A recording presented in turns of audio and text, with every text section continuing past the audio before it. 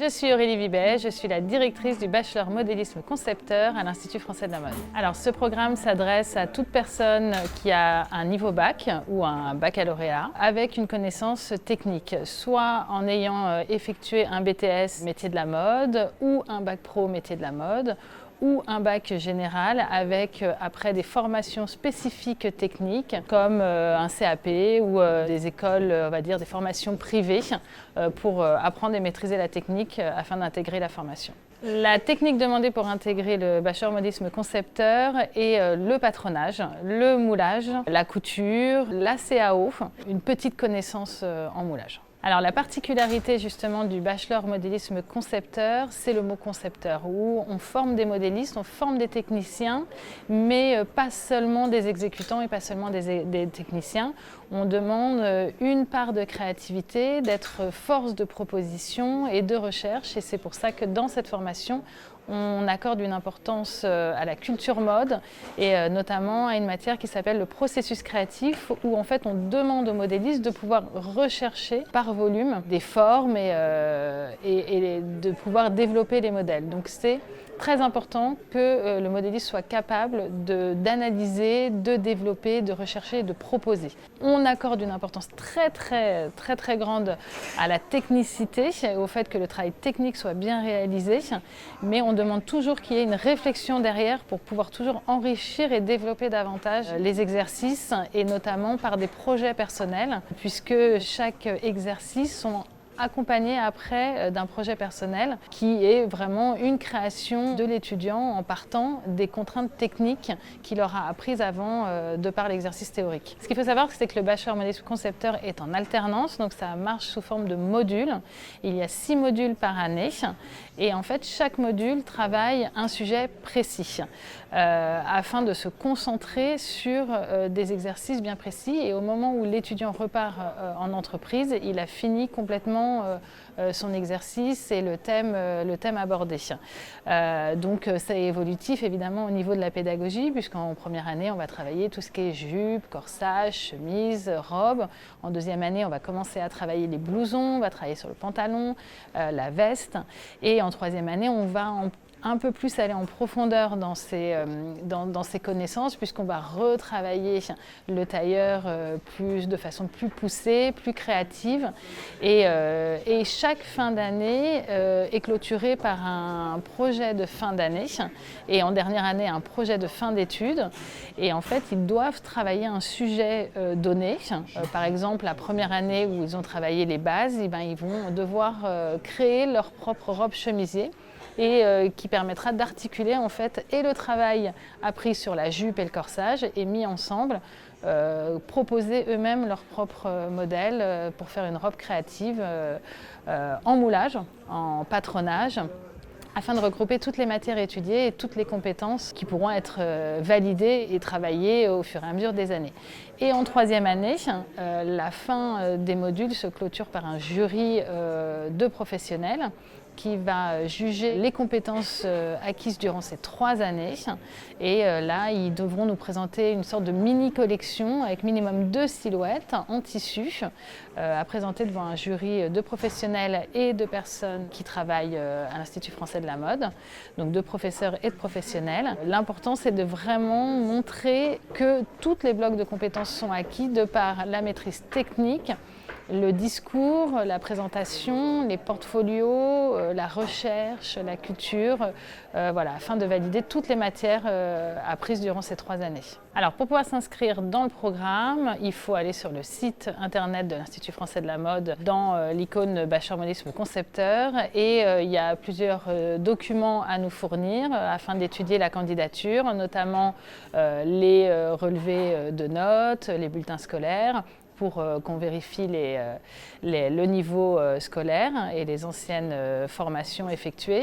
Il y aura également un portfolio à fournir pour nous montrer un petit peu l'univers et la technicité et la créativité de l'étudiant. Et à la suite de ces dossiers étudiés, les personnes sélectionnées passeront devant un jury, un entretien d'environ 30 minutes où là on devra nous présenter plusieurs pièces réalisées par vous-même, où on pourra juger le niveau de la qualité de montage. Également, il faudra apporter des patronages pour qu'on voit le niveau en patronage, mais aussi des photos de moulage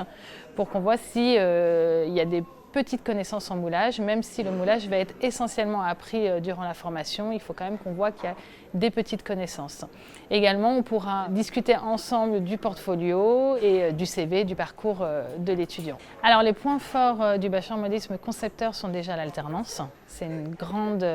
chance de pouvoir apprendre un métier en étant accompagné et à l'école par des professionnels et professeurs, et en même temps être suivi par une entreprise et compléter cette formation. Ce qu'il faut savoir, c'est que le fait que ce soit en alternance et sous forme de modules, les deux sont vraiment complémentaires. C'est que l'un sans l'autre ne fonctionne pas. Ça marche ensemble et ça valide vraiment